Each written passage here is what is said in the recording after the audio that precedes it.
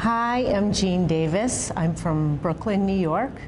And I'm Nancy Wu, and I'm also from Brooklyn, New York. A lot of what we do, Nancy and I, is we collect glass from a beach in Brooklyn that's got glass that's over 100 years old. And this piece is an example of many of the works that we do. A combination of found glass, a little bit of stained glass and resin to create pieces.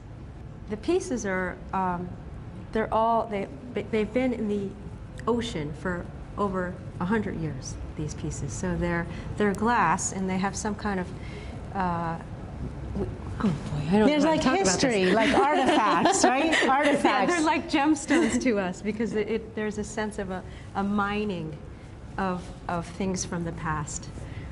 We pick them, we pick them, and we have no idea what we're going to do with them. We bring them back to the studio, and they become something. So this one has a sense of architectural elevation, and it looks from the front very different from the back. And so the storyline came about because it is very spit and polished from the front, and then it is kind of spit and vinegar from the back.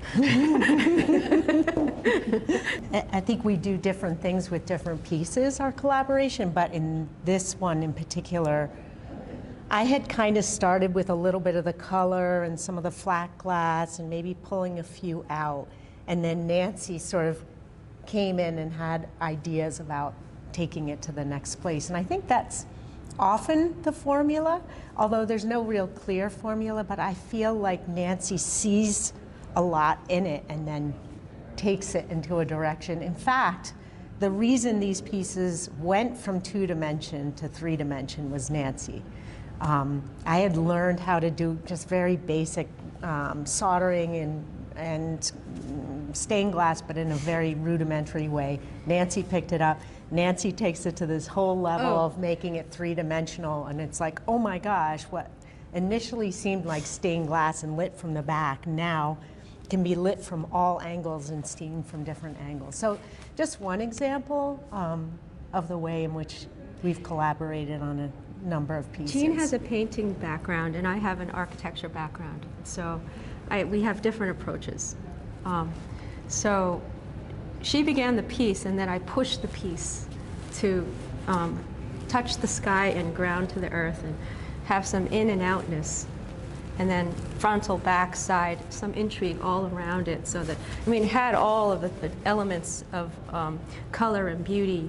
You can feel the scale figure. If you were to get a detail of the side or the back, you could feel the humanness of somebody working in there.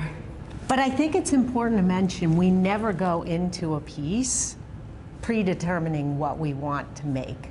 It's always coming from the piece. It's like just sort of being open to seeing what emerges. Like there's never a predetermined idea. Like we had no idea this is what it was going to be. And that's, excuse me, like that's the fun of it, I think. And that we bounce off each other and we're kind of like, huh, you see this? And we try not to make it a thing, but usually at the end it becomes a thing. Yeah. And we name it. Right, we name it at the end. You don't know what it's going to be, you know.